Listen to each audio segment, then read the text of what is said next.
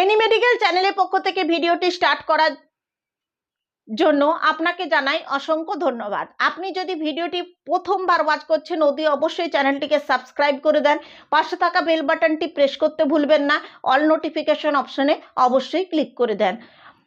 আর ভিডিওটি আপনার কেমন লাগছে আমাকে কমেন্ট সেকশনে অবশ্যই জানাবেন। এই ছাড়াও আপনাদের কি ধরনের ভিডিও চাই আমাকে বলবেন।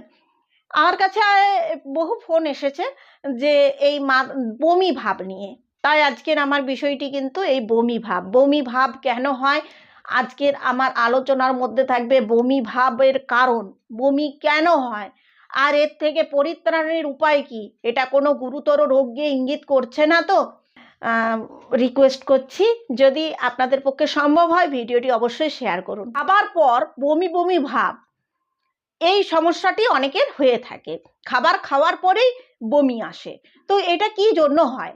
প্রথমেই যেটা আমি বলবো ফুড পয়জনিং এর আওতায় কোনগুলো পড়ে? খাবার যদি ভালো করে সেদ্ধ না করা হয়, মাছ মাংস এগুলো যদি যে তাপমাত্রায় রান্না করা উচিত সেই তাপমাত্রার থেকে কম তাপমাত্রায় রান্না করা হয়, সেই ক্ষেত্রে কিন্তু খাবার সাথে সাথে বমি আসে। কারণ এই ধরনের খাবার ডাইজেস্টিভ সিস্টেমকে ইরিটেট করে, তখন বমির ভাবের উদ্রেক হয়। আবার একটা হতে পারে যে রান্নাঘর পরিষ্কার পরিচ্ছন্ন না রাখা, বাসনপত্র পরিষ্কার করে না ধোয়া, রান্নার সারফেস পরিষ্কার না রাখা, হাত রান্না করার আগে যদি হাত ভালোভাবে পরিষ্কার না করা হয় তখন অটোমেটিক আপনার তৈরি করা খাবার কিন্তু জীবাণু যুক্ত হয়ে যাবে। সেই খাবার যদি খাওয়া হয় তখন বমি ভাবের উদ্রেক হয়। এছাড়াও কাঁচা সবজি যদি ভালো করে যখন রান্না করা হয় ঠিক তাপমাত্রায় যদি সেদ্ধ না করা হয়, সেই ক্ষেত্রেও কিন্তু ডাইজেস্টিভ সিস্টেমকে ইরিটেট করা হয়। যখন আপনি সেই অসেদ্ধ খাবারটি খাবেন তখন দেখা যাবে বমি ভাব হয়।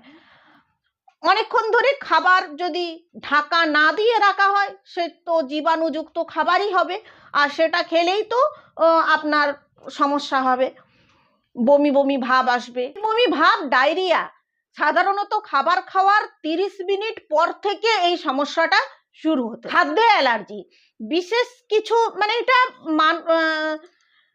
ভ্যারিয়েশন হয় ম্যান টু ম্যান। তার কারণ হচ্ছে যে কোনো মানুষ যে আপনি নিজে জানবেন আপনার কোন খাবারে অ্যালার্জি আছে, এবার ওই খাবারগুলো বাদ দিয়ে আপনাকে খেতে হবে। সব খাবারে সবার শরীর যেহেতু সমান নয়, আর সবার সেই ক্ষেত্রে দেখা যায় যে শরীর যেহেতু সকলের সমান নয়, তাই সব খাবারের প্রতি যে সবার অ্যালার্জি আছে এমন তো নয়। যেমন উদাহরণ হিসাবে বলতে পারি যে দুধ অনেকে খেলেই গ্যাস হয়ে যায়, সাথে সাথে রুটি অনেকে হজম করতে পারেন না। তো বিশেষ আপনাকেই জানতে হবে আপনার কোন খাবারের প্রতি অ্যালার্জি আছে, সেই খাবারগুলো একদম এড়িয়ে চললেই ভালো হয়। আমি একটা বলতে পারি যে সমস্ত খাবারে অ্যালার্জি সাধারণ প্রত্যেকেরই কম বেশি থেকে থাকে। দুধ, ডিম, মাংস, সোয়া, গাছের বাদাম, চিনে বাদাম, গম, ঝিনুক এগুলোর প্রতি কিন্তু দেখবেন কম বেশি সকলেরই অ্যালার্জি আছে। তারপরে হজম ঠিকঠাক হয় না, তাই ডাইজেস্টিভ সিস্টেমকে ইরিটেট করে, তখন এগুলো খাওয়ার পরে সাথে সাথেই বমির একটা সম্ভাবনা লক্ষ্য করা যায়। আর যখন এই সমস্ত খাবার খাওয়া হয়, যখন ঠিকঠাক হজম হয় না, তখন দেখবেন ওই খাওয়ার 30 থেকে 35 মিনিটের মধ্যে ডায়রিয়ার মতো সমস্যা হয়ে যায় একদম। তাই এগুলোকে একটু অ্যাভয়েড করে চললেই ভালো হয়। পেট ফ্লু এই নামেই পরিচিত। এতে কি হয়? বমি ভাব হয়, ডায়রিয়ার মতো সমস্যা লক্ষ্য করা যায়, তার সাথে জ্বরও আসতে পারে। এটা অন্ত্রের একটা সংক্রমণ, এটাই পেট ফ্লু নামে পরিচিত। আইবিএস হলো পাচনতন্ত্রের একটি দীর্ঘস্থায়ী ব্যাধি, এর ফলেও কিন্তু বমি ভাব ঘটতে পারে। গল ব্লাডারের রোগ, পিত্তথলিতে পাথর, এই ধরনের সমস্যা দীর্ঘদিন ধরে সাফার করে থাকলে সেই ক্ষেত্রে খাবার পরেই কিন্তু বমি ভাব আসতে পারে। প্যানক্রিয়াটাইটিস এই ধরনের সমস্যা হলো অগ্নাশয়ের প্রদাহ।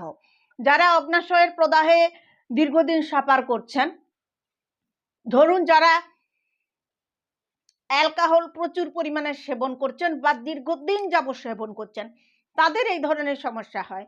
খাবার খাওয়ার সাথে সাথে পেটে ব্যথা শুরু হয়ে যায়, বমি ভাব হয়। এই সমস্ত কারণে কিন্তু পেটের ব্যথা হতে পারে, খাবার সাথে সাথেই বমি ভাব হয়, পেট ব্যথা হয়। এবং যখন এটা খুবই বেশি মারাত্মক আকার ধারণ করে তখন কি হয়, তখন এর ক্ষেত্রে কিন্তু 30 থেকে 35 মিনিটের মতো ডায়রিয়ার মতো পরিস্থিতি সৃষ্টি হয়ে যায়। গর্ভ অবস্থায় ক্ষেত্রে এই বমি বমি ভাব লক্ষ্য করা যায়, এটা অবশ্যই গর্ভাবস্থার প্রথম দিকে ঘটে এবং সময় যাওয়ার সাথে সাথে এটা ঠিক হয়ে যায়, যেটাকে আমরা সকালের অসুস্থতা বা মর্নিং সিকনেস বলে থাকি।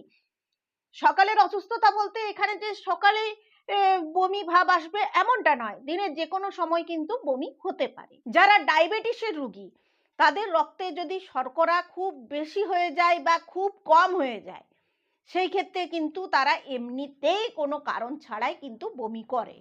উদ্বেগের জন্য কিন্তু বমি বমি ভাবের একটা সম্ভাবনা লক্ষ্য করা যায়। এছাড়াও যারা বাসে ট্রেনে যান, ভ্রমণ করেন বা পাহাড়ি এলাকায় যান, যত ওপরের দিকে যান তখন কিন্তু একটা বমি ভাব আসে। এগুলো কিন্তু একদম সাধারণ ব্যাপার, এগুলো কিছু সময় গেলে ঠিক হয়ে যায়। লিভারের সিরোসিস, এটি একটি লিভারের রোগ, যার প্রাথমিক লক্ষণই হচ্ছে বমি বমি ভাব। আপনি বেশ কিছুদিন ধরে বমি বমি ভাব, ক্ষুধা মন্দা, খেলেই বমি হয়ে যাচ্ছে, এইরকম ধরনের সমস্যা লক্ষ্য করে যাচ্ছেন, তাহলে অবশ্যই চিকিৎসকের শরণাপন্ন হন।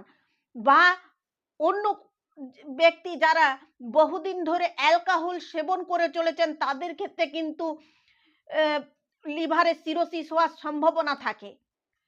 তো যাদের লিভারের সংক্রান্ত এই সমস্যা রয়েছে, লিভারের সিরোসিসের সম্ভাবনা রয়েছে, বহুদিন ধরে সাফার করছেন, বিভিন্ন জায়গায় ট্রিটমেন্ট করাচ্ছেন, ঠিক হচ্ছেন না, তাদের ক্ষেত্রে আমি অ্যাডভাইস করব ভাজা পোড়া খাবার একদম বাদ দিয়ে চলবার চেষ্টা করুন। পেঁপে সেদ্ধ করে খান, খাবার সেদ্ধ সেদ্ধ খান, তেল মশলা ঝাল এই সমস্ত খাবারকে এড়িয়ে চলতে হবে। ফুড সাপ্লিমেন্ট হিসাবে আপনাকে অবশ্যই অ্যাভিলিপ সিরাপ কন্টিনিউ আপনাকে 6 মাস সেবন করতে হবে, তাহলেই কিন্তু দেখবেন বমি ভাব একদম কেটে যাবে। আপনার যে ডাইজেস্টিভ সিস্টেম গন্ডগোল হচ্ছে সেটাও ক্লিয়ার হবে, তার সাথে ক্ষুধা মন্দার সমস্যা সেটাও চলে যাবে। আর এর আরেকটা বেনিফিট আছে, অনেকের লিভারের সমস্যার জন্যই কিন্তু চুল পেকে যায়, মুখে পিগমেন্টেশন যেটা বলি সেই ছোপটা চলে আসে, সেগুলোও কিন্তু রিমুভ হবে। এগুলোও কিন্তু হয়। অনেকের লিভারের সমস্যা, খাবার ঠিকঠাক হজম হচ্ছে না, গ্যাসের সমস্যা হচ্ছে, অ্যাভিলিপ সিরাপ সেবন করলে কিন্তু সেটাও কিন্তু ঠিকঠাক হয়ে যাবে, ঠিকঠাক হজম হয়ে যাবে। আর এই যে পিগমেন্টেশন এটাও চলে যাবে, চুল ঝরে যাচ্ছে, এই লিভার সিস্টেমকে যদি ঠিক করা যায় হজম কিন্তু ঠিক হয়ে যাবে। এই ক্ষেত্রেও অনেকের হজম সিস্টেম ঠিক থাকে না বলেই অনেকের বমি বমি ভাবটা আসে। এই ক্ষেত্রে হ্যাভিলিপ সিরাপ খান আর আপনার দৈনন্দিন জীবনে আপনার লাইফস্টাইলকে একটু পরিবর্তন করুন। স্ট্রিট ফুড একদম খাবেন না, খাবার সেদ্ধ ভালো করে খান, তেল মশলা একটু কম করে খান, জল বেশি পরিমাণ খাবেন। এই জিনিসগুলো অ্যাপ্লাই করলেই কিন্তু আপনার এই হজমজনিত যে সমস্যা রয়েছে সেগুলো একদম চলে যাবে। তাই এটা খুব নর্মাল ব্যাপার। এই যে বমি বমি ভাব নিয়ে অনেকেই ফোন করছেন, তো আমি এর সলিউশন তো দিয়েই দিলাম। ওকে। আর আপনাদের পেট পরিষ্কার যে হচ্ছে না ঠিকঠাক, অ্যাভিলিপ সিরাপ সেবনের মাধ্যমে পেটও পরিষ্কার হবে। সাথে আরেকটা জিনিস আপনারা খাওয়ার চেষ্টা করুন, সেটা হচ্ছে ইসবগুলের ভুসি। ইসবগুলের ভুসি নিয়মিত খান। ইসবগুলের ভুসি খেলে যেমন পেট পরিষ্কার হবে, হজম শক্তিও ঠিক থাকবে, অকালে যে ত্বক বুড়িয়ে যাচ্ছে, ত্বকে বিভিন্ন দাগ ছোপ চলে আসছে, ভাঁজ পড়ে যাচ্ছে, এগুলো কিন্তু থাকবে না। আর পেট যদি পরিষ্কার হয়, গ্যাস অম্বল তো থাকবে না। তাই ইসবগুলের ভুসি আপনি খেতে পারেন। ফাইবারযুক্ত খাবার খান, এগুলো করতে পারেন। তাহলে কিন্তু এই যে খাবারে খেলেই গ্যাস অম্বল হয়ে যায়, খেলেই পেটের ব্যথা আরম্ভ হয়ে যাচ্ছে, খাওয়ার সাথে সাথে খাবার খেতে পাচ্ছেন না, বমি ভাব আসছে, এগুলো ঠিক হয়ে যাবে। তবে হ্যাঁ, দেখবেন খাবার গিলতে সমস্যা হচ্ছে, বমি ভাব আসছে খেলেই, খাবার ক্ষুধা মন্দা দেখা দিচ্ছে, কোনো খাবারের ঠিক মতো ইচ্ছে নেই, খাবারে অনিচ্ছে, বহুদিন ধরে সমস্যায় ভুগছেন, পেটে ব্যথা হচ্ছে, কোনো টিপস এগুলো অ্যাপ্লাই করে 15-20 দিন যদি এই টিপস অ্যাপ্লাই করেন আপনার সমস্যা থাকবে না, তারপরেও যদি এই টিপসগুলো অ্যাপ্লাই করার পরেও যদি আপনার এই সমস্যাগুলো থেকেই যায়, সেই ক্ষেত্রে কিন্তু আপনি অবশ্যই ডক্টরের শরণাপন্ন হন, কারণ এগুলো কিন্তু অনেক ক্ষেত্রে ক্যান্সারের প্রাথমিক লক্ষণ হতে পারে। আপনার হোল বডি চেক আপ অন্তত বছরে 2 বার আপনাকে করাতেই হবে। এবার তো একটা প্রশ্ন মনে আসতেই পারে যে বমি বমি ভাব তো হচ্ছে, কিন্তু বমি বমি ভাব থেকে পরিত্রাণ পাবো কিভাবে? সেটাও তো সমস্যা হতে পারে, কারণ এই যে সমস্ত রোগের কারণ হতে পারে দেখুন এগুলো তো জন্য আপনাকে ডক্টরের শরণাপন্ন হতে হবে, হেলথ সাপ্লিমেন্ট খেতে হবে, আপনার লাইফস্টাইলের কিছু পরিবর্তন আনতে হবে, তাহলেই কিন্তু ঠিক হবে। কিন্তু যেগুলো আপনাকে বলতে পারি, যেগুলো ধরুন কোথাও বাসে ট্রেনে গেছেন বমি ভাব হচ্ছে, এই সমস্যা, হঠাৎ করে কিছু খেতে পাচ্ছেন না বমি ভাব হচ্ছে, বমি হয়ে গেলে তো সমস্যা শেষ, তাই না? কিন্তু বমি বমি ভাব বমি হওয়ার থেকেও বেশি অস্বস্তি বোধের সৃষ্টি করে। তো সেই ক্ষেত্রে আপনি কি টিপস অ্যাপ্লাই করবেন যাতে করে আপনার বমির সমস্যার সমাধান হয়, সেটাও কিন্তু আমি আজকের এই ভিডিওতে আলোচনা করব। জানি ভিডিওটি লেন্দি হয়ে যাচ্ছে, বন্ধুরা একটু ধৈর্য ধরে ভিডিওটি দেখুন, অনেক হেল্পফুল হবে। আপনি জল একবারে বেশি করে খাবেন না, কম কম করে জল খান। অনেকে বাড়িতে বা বাজারেও পাওয়া যায় যেটা আমরা কাগজি বলি, বা লেবু পাতা যদি থাকে তার গন্ধ শুকতে পারেন, বরফের টুকরো মুখে নিয়ে একটু করে রাখতে পারেন, তাহলেও কিন্তু এই বমি ভাব থেকে পরিত্রাণ পাবেন।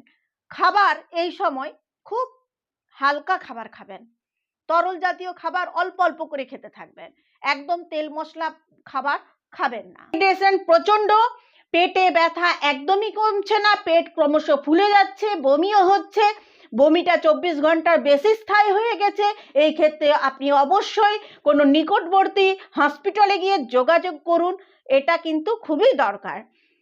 বন্ধুরা আজকের ভিডিওটি আমার এই পর্যন্তই। ভিডিওটি আপনাদের কেমন লাগলো আমাকে জানাতে ভুলবেন না, অতি অবশ্যই আমাকে জানাবেন আপনাদের কোনো কোয়ারি থাকলে এই ভিডিওটি সম্পর্কে। আরেকটা কথা আমি ভিডিওর এন্ডে বলতে চাই, সেটা হলো দেখুন আপনাদের যে হজমের সমস্যা, এই যে খাওয়ার পরে বমি বমি ভাব, ঘাড় শক্ত হয়ে যাচ্ছে, বমি হচ্ছে, খেতে পাচ্ছেন না, এই সমস্যাগুলো যদি হয়ে থাকে অতি অবশ্যই আপনি কয়েকদিন এটা ফলো করুন, কারণ অনেক সময় খাবারের সমস্যার জন্য এটা হয়, কিন্তু দেখুন দীর্ঘদিন ধরে যদি এরকম সমস্যাই চলতে থাকে আপনাকে অবশ্যই ডক্টরের শরণাপন্ন হতে হবে।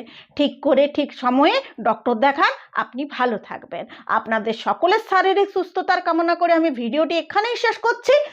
আর ভিডিওটি কেমন লাগলো কমেন্ট সেকশনে জানান, একটা লাইক করুন, আর পারলে বেশি করে শেয়ার করুন। সুস্থ থাকুন, ভালো থাকুন, আমার সাথে লাস্ট পর্যন্ত থাকার জন্য এনি মেডিকেল চ্যানেলের পক্ষ থেকে জানাই অসংখ্য ধন্যবাদ।